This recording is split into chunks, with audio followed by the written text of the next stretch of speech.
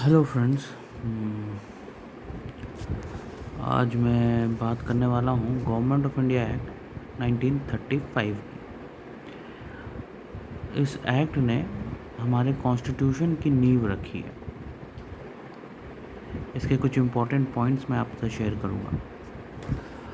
जब ये एक्ट पास किया ब्रिटिश गवर्नमेंट ने, तो उन्होंने सबसे पहली चीज़ जो इसमें पॉइंट रखी कि एक ऑल इंडिया फेडरेशन का फॉर्मेशन होगा, जो British India, chief commissionerate of India और प्रिंसली स्टेट का मिल के बनेगा, जो कभी हो नहीं सका। ऑल इंडिया फेडरेशन कभी बना ही नहीं।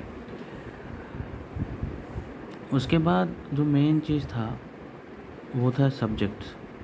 रिज़र्व सब्जेक्ट्स और ट्रांसपोर्ट सब्जेक्ट्स, दो तरीके के सब्जेक्ट्स थे।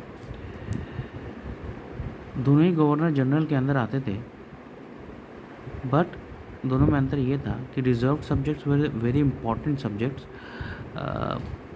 जो एग्जीक्यूटिव काउंसिल के सजेशन पे गवर्नर जनरल इस पर एक्ट करते थे, और ट्रांसफ़र सब्जेक्ट वो थे जो बहुत ज़्यादा इंपॉर्टेंट सब्जेक्ट्स नहीं होते थे, और वो इलेक्टेड मेंबर्स जो होते थे उनकी एडवाइस पे गवर्नर जनरल इस पर एक्ट करते थे। यही एक्ट था जिसमें लोअर हाउस और अपर हाउस के बारे में बोला गया। फेडरल असेंबली और council of state. Federal assembly जिसे लोअर हाउस बोलते हैं, जिसमें बोला गया 375 मेंबर्स होंगे, इनडायरेक्ट इलेक्शन के थ्रू जाएंगे, और 1/3 जो इनमें से है वो नॉमिनेट होंगे। इनका टेन्योर 5 साल रहेगा।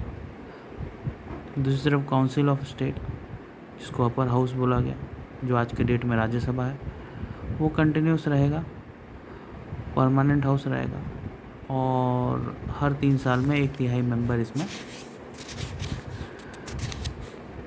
रिटायर होंगे। इसी में नो कॉन्फिडेंस मोशन के बारे में बोला गया, जो सिर्फ लोअर हाउस में पास हो सकता है, जिसे फेडरल असेंबली में ही ये पास हो सकता है।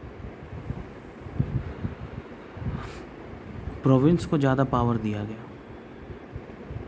डायरकी को प्रोविंस से हटा दिया गया, ज़्यादा ऑटोनॉमी दी गई, उनको ज़्यादा फाइनेंशियल पावर दिया गया।